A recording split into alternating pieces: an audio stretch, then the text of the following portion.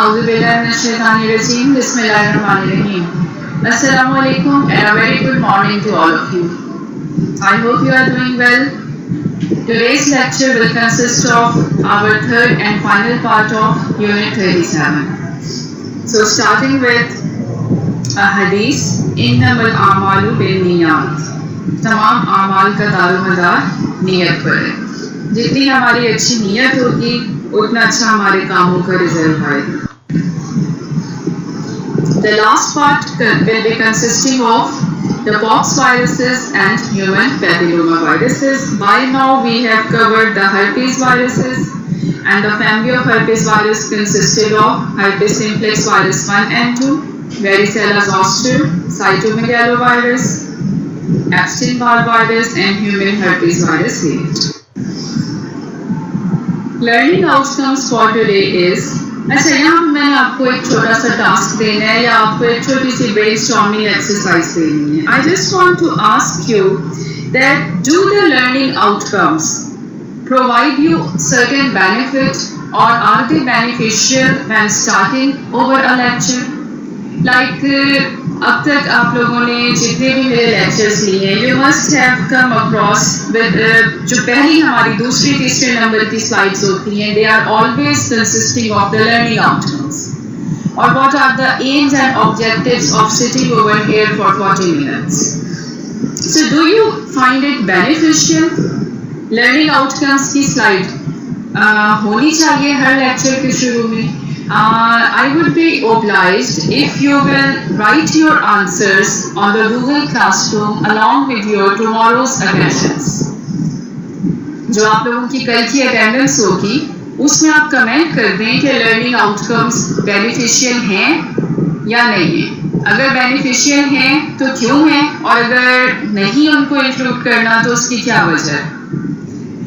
तो मैंने आज लर्निंग आउटकम्स डेलिब्रेटली कंस्ट्रक्ट नहीं किए. I just wanted to ask you कि अगर हम लर्निंग आउटकम के बगैर एक लेक्चर शुरू करेंगे उसका कोई नुकसान है, कोई नेगेटिव पॉइंट है, और अगर लर्निंग आउटकम्स डाल के करेंगे तो either they are making the things clearer and easier कि आज हमने क्या क्या करना है.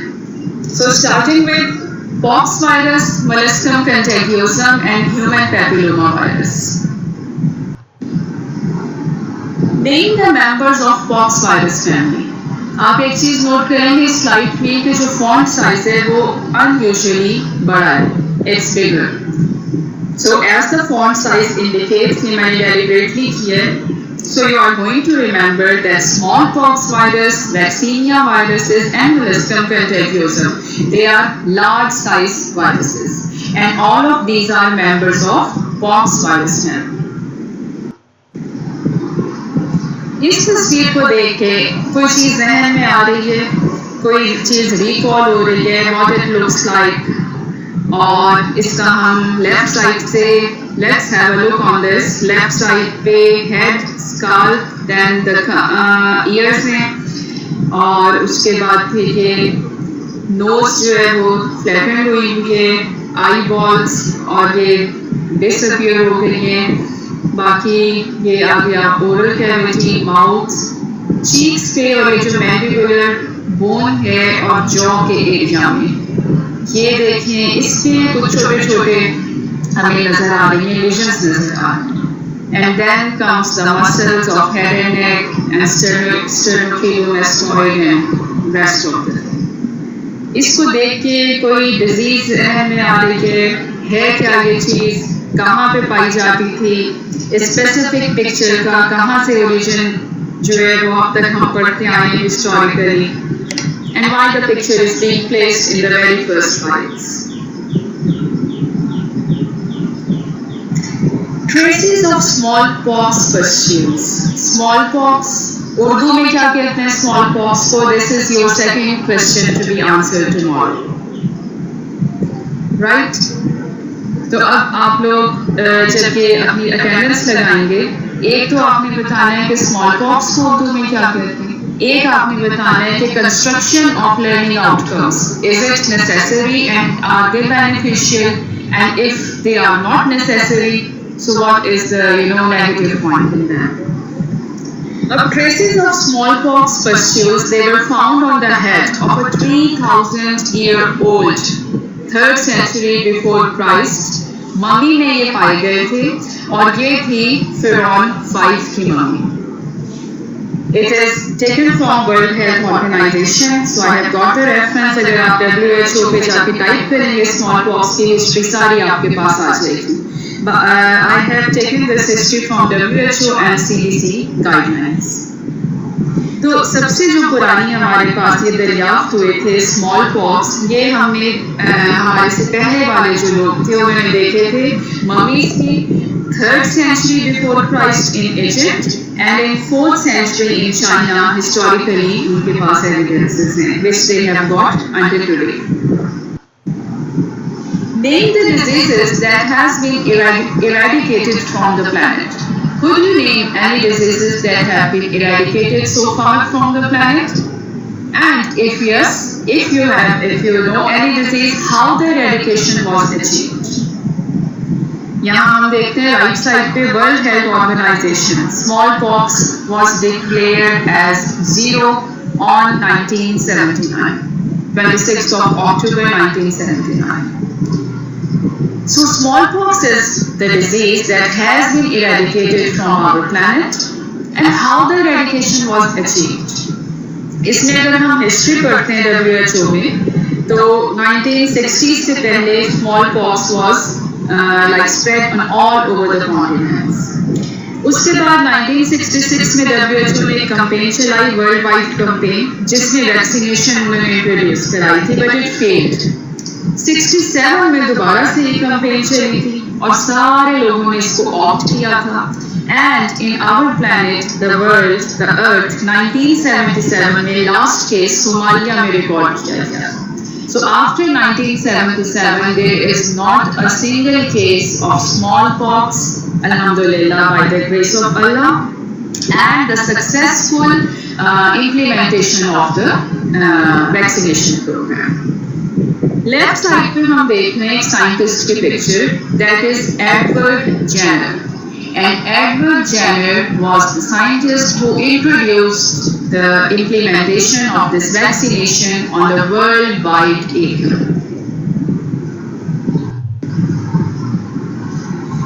Now coming to the next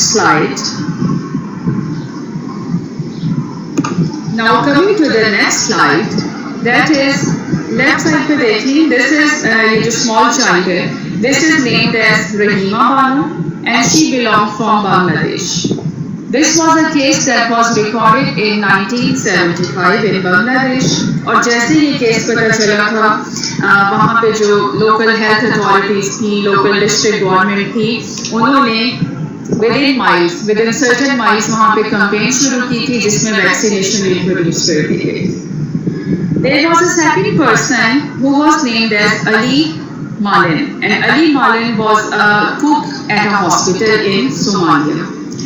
तो अली मालिन के साथ क्या हुआ था 1977 में अक्टूबर, I think so on 12th of October 1977 में या 79 में, something like that, I think so in 77.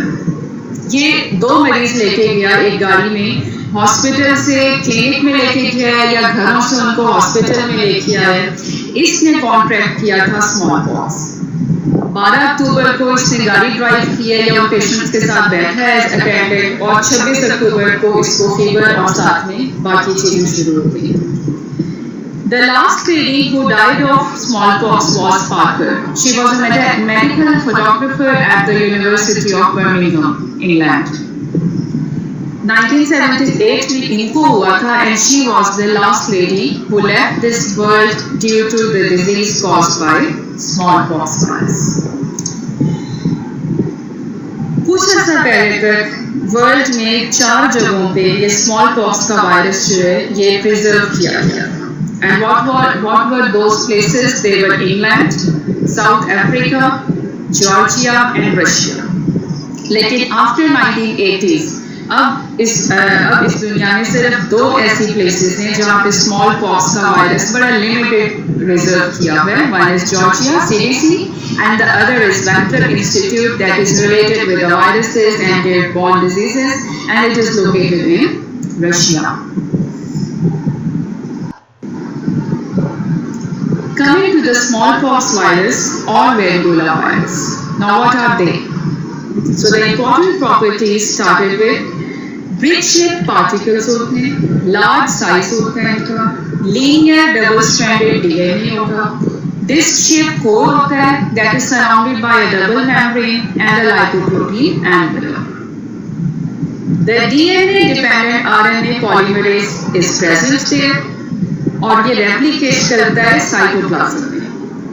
Because it replicates in the cytoplasm, so इसकी access नहीं होती cellular RNA polymerase को. That's why it needs DNA-dependent RNA polymerase. And remember, it is the only virus that replicates in the cytoplasm. That's why this line has been highlighted in the yellow color. So you can remember this.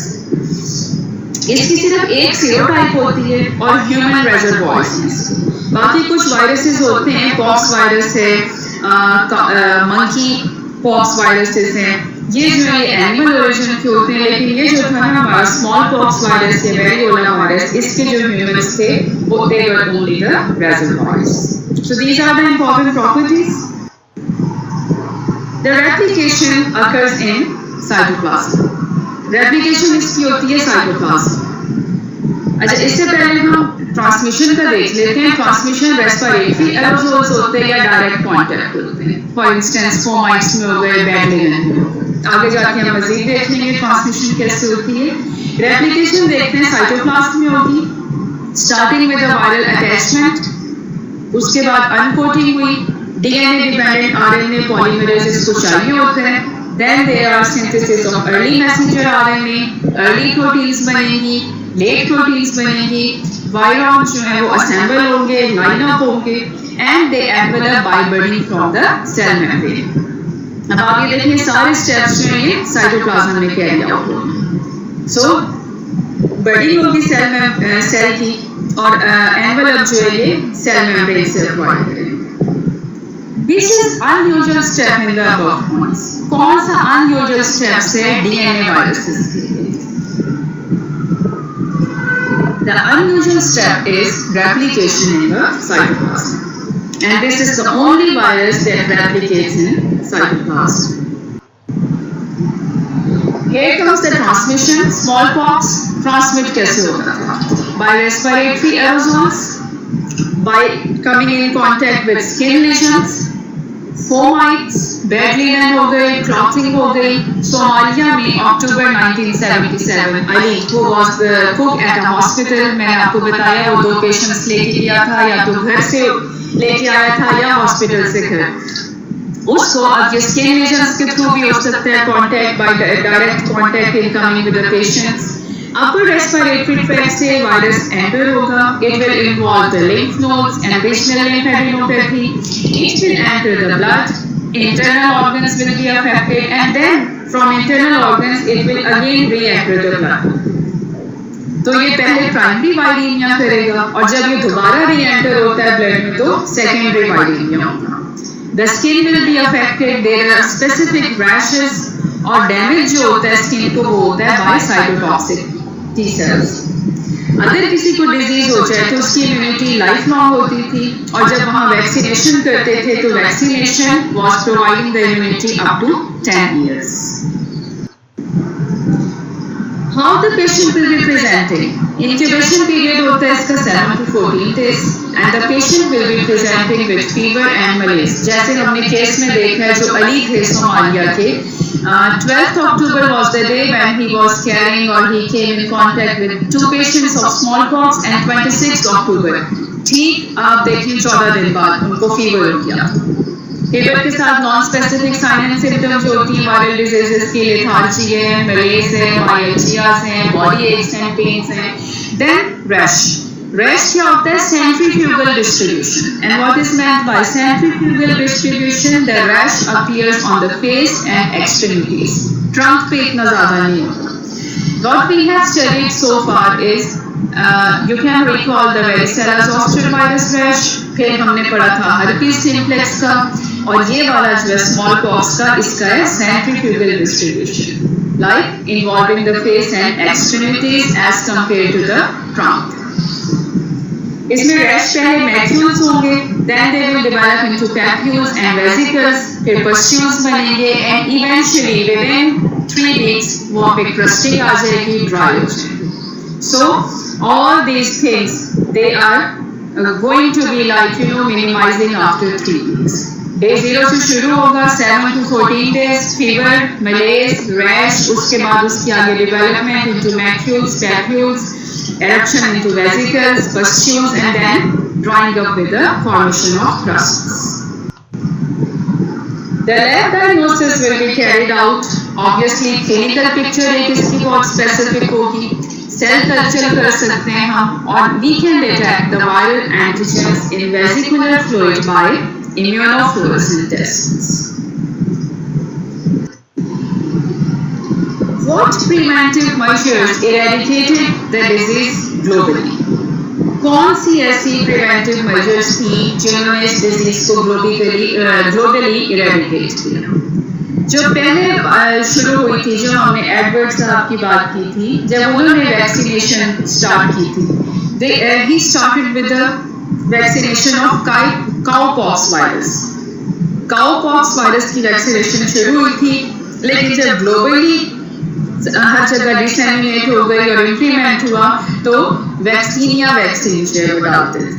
Like vaccine जो पहले थी उसमें cowpox virus था, जब बाद में हुई तो it contain live attenuated vaccinia vaccine. ये बात हम कर रहे हैं 1966-67 और onwards. Now may I request you to enlist 5 factors that are responsible for the success of vaccination. कौन से ऐसे 5 फैक्टर्स आपके जहन में आते हैं अब तक के हमारी सारी ये पढ़ के कि ऐसे 5 फैक्टर्स कौन से हैं जिनकी वजह से इरेडिकेट हो गई डिजीज? इससे पहले हम देख लेते हैं कि जो वैक्सीन है इंट्राडर्मली इनोकुलेट करते थे, और वेसिकल फॉर्मेशन अगर हो जाता था दैट मींस कि पर्सन ने वो ऑप्ट कर लिया और उसके बाद अब उसमें इम्यूनिटी डेवलप हो जाएगी. एक साइड इफेक्ट देखा गया था जिसको हम कहते हैं वैक्सीनिया गैंग्रीनियोसम. गैंग्रीनियोसम जो है वो एनकेफेलाइटिस भी हुआ था और गैंग्रीनियोसम भी हुआ. तो ये साइड इफेक्ट 2 देखे गए थे. एक चीज होती है रिंग वैक्सीनेशन. रिंग वैक्सीनेशन क्या होता है? जब एक बायो टेररिज्म का खतरा है, because 2 centres in the world they still contain smallpox virus. तो अगर खुदा ना खास्ता कोई भी निकल जाता है और वो एक दूसरे से ट्रांसमिट होता है, so that can cause a disaster. इसको प्रिवेंट करने के लिए रिंग वैक्सीनेशन का कंसेप्ट है. और रिंग वैक्सीनेशन का कंसेप्ट जो है वो क्या है कि अगर कोई बंदा एक्सपोज हो जाए तो वो एक्सपोज होने के 4 दिन के अंदर अंदर अगर उसको इम्यूनाइजेशन कर दी तो वो प्रोटेक्ट हो सकता है. ठीक.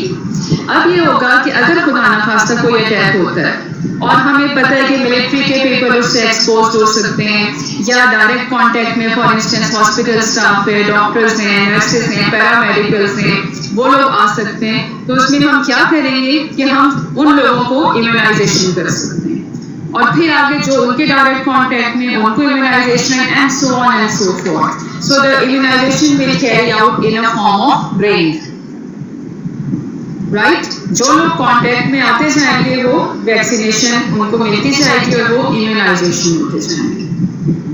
एक होती है इसकी होती है वैक्सीनिया इम्यूनोग्लोबुलिन्स भी होती हैं, जिनको हम VIG कहते हैं. हाई टाइटर एंटीबॉडीज होती हैं against vaccinia virus.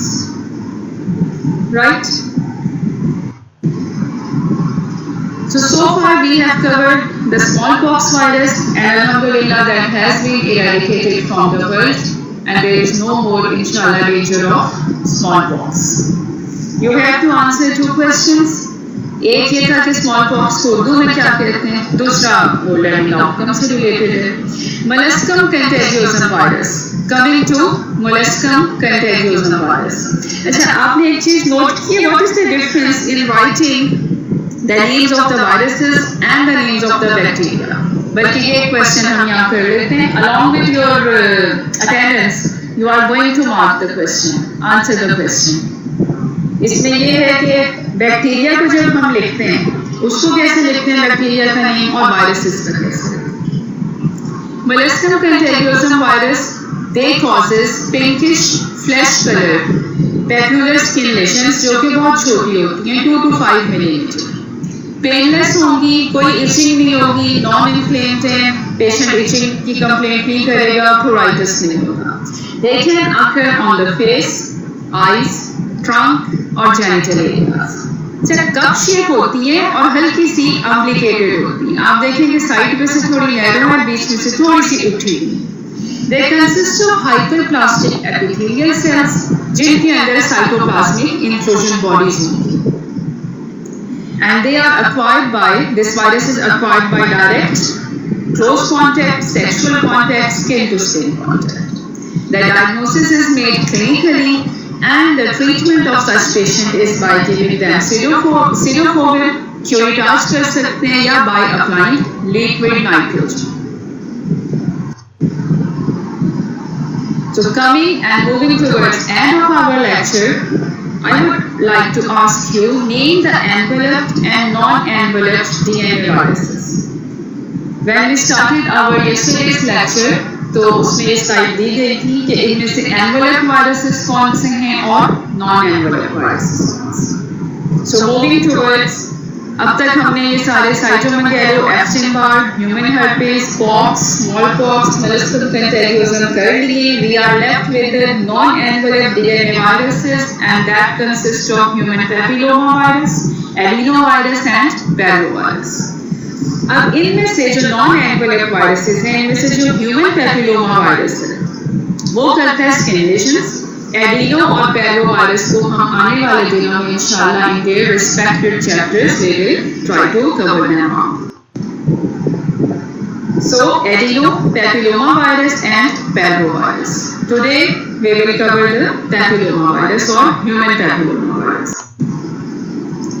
The properties of all these viruses are they are non-enveloped, icosahedral nucleocapsid होगा इनका, डबल स्ट्रैंडेड डीएनए होता है human papilloma virus का और adenovirus का, and the left one will be containing single stranded DNA and they do not contain virion polymerase. अब human papilloma virus का एक hallmark है जिसको हम कहते हैं formation of polycytes. Polycytes क्या होते हैं? Characteristic perinuclear cytoplasmic इनके अंदर vacuoles बन जाते हैं.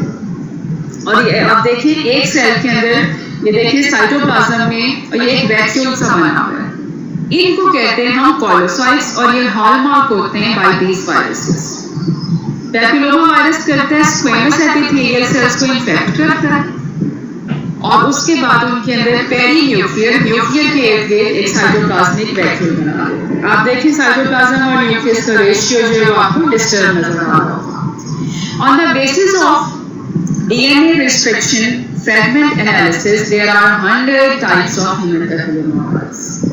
100 types होती हैं इसकी. किस बेस पे? DNA restriction fragment analysis. Type 1 to 4 is involved in skin warts. Type 6 and 11 is involved in causing the genital warts. And type 16 and 18 causes intraepithelial neoplasia. What are the important properties of human papillomavirus?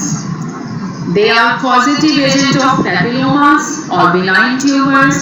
They can cause squamous cell tumors.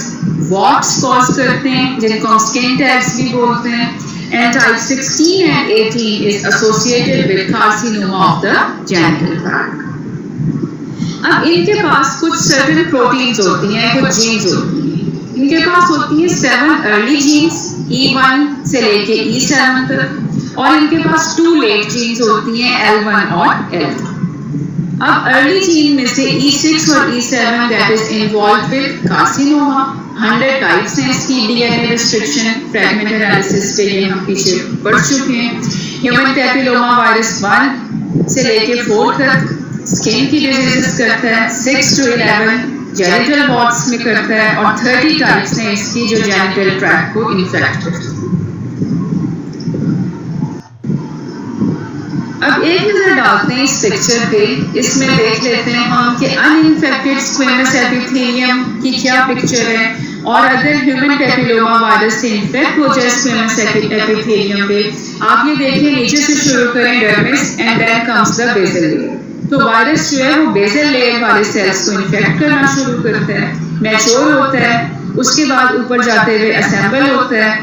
इसमें early proteins बनती हैं जो अभी हमने पढ़ा था कि E1 से लेके E7 तक, और बाद में बनती हैं L1 L2।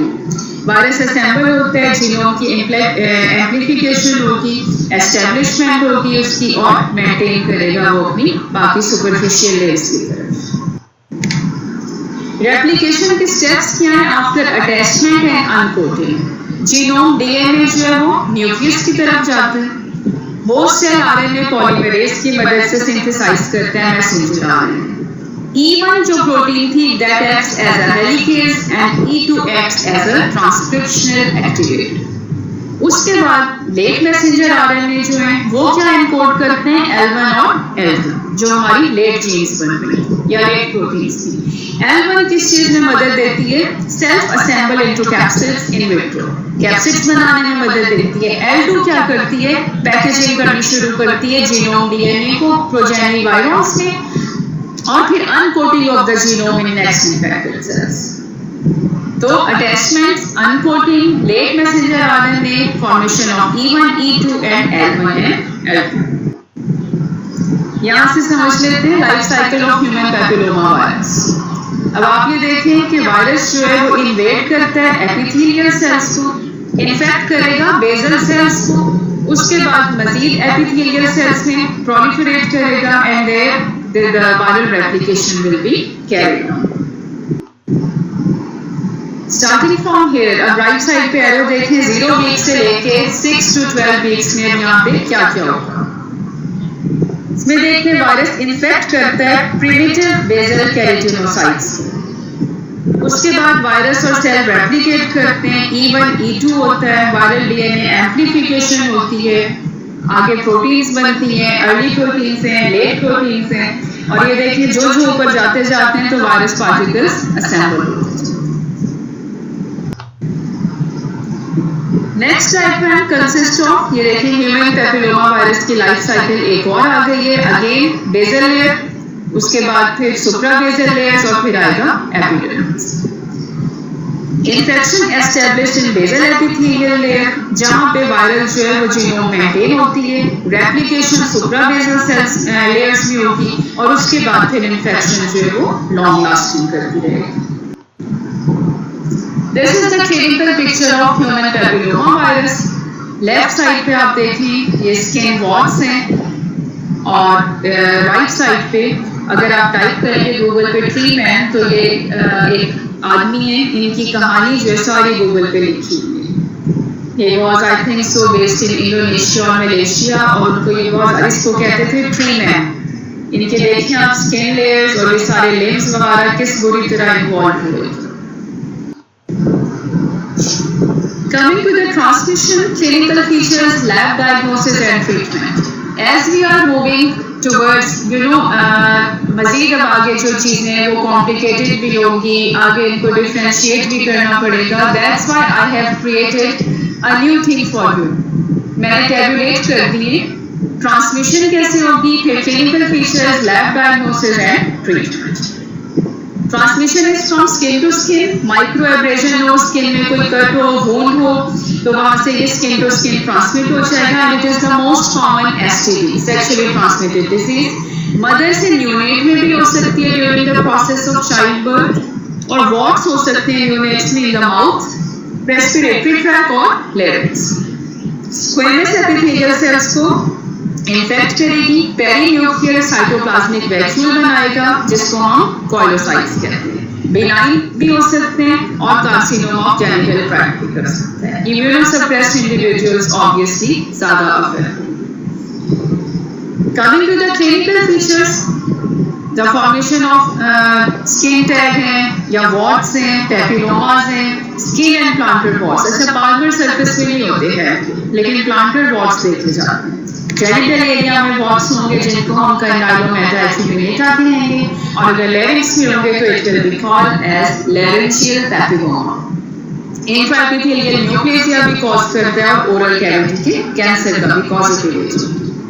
Lab diagnosis clinically होगी, और ये अभी हमने पीछे भी ये पिक्चर देखी थी कि स्किन लेशंस के जब हम स्ट्रैपिंग्स लेंगे और उन्हें स्टेन करेंगे तो we will be able to see the koilocytes and what are the koilocytes. Nucleus के इर्द-गिर्द साइटोप्लाज्मिक पेरीन्यूक्लियर जो है न्यूक्लियर के इर्द-गिर्द साइटोप्लाज्मिक वैक्यूल होंगे जिनको हम कॉलोसाइट्स। ट्रीटमेंट ऑफ ऐसे पेशेंट्स की कैसे करेंगे? By application of topical imidacloprid, liquid nitrogen, salicylic acid भी मिलता है लिक्विड फॉर्म में। सैलिसाइलिक एसिड देते हैं पेशेंट को लगाने के लिए, जिससे जो वॉट है उसकी रूट बर्न हो जाती है और वो खुद ब खुद गिर जाता है। सर्जिकल रिमूवल भी होता है, अगर वॉट का बड़ा साइज हो तो उसके लिए सर्जिकल रिमूवल करते हैं, क्यूरेटाज भी करते हैं। I have come across with 2 or 3 patients जिनमें मेरा ख्याल है liquid nitrogen was not affected, so we recommended her to go for curettage. Podophyllin और टॉपिकल इमिडाक्लोप्रिड जो है टॉपिकल यूज करते हैं, बाकी ये सर्जिकल रिमूवल कर सकते हैं। ह्यूमन पैपिलोमा वैक्सीन गार्डेसिल 9 के नाम से यूएसए में 2017 में इंट्रोड्यूस हुई। So coming towards the end of the lecture, our upcoming task is, अभी lecture खत्म नहीं हुआ, एक task रहता है हमारा, compare and contrast the DNA non-enveloped viruses। Next week के हमारे topics हैं chapter 38, that will be consisting of the respiratory viruses इंशाल्लाह। पीछे वाली जो है वो उनमें lab diagnosis हमारा ये सारी। So this is end of the lecture. We are going to study hard until we can say, trust me, I'm your doctor. With this, this is the end of today's lecture. I will be waiting for your answers to the questions which I have asked. Thank you so much. Take care of yourself and your dear ones. Allah Hafiz.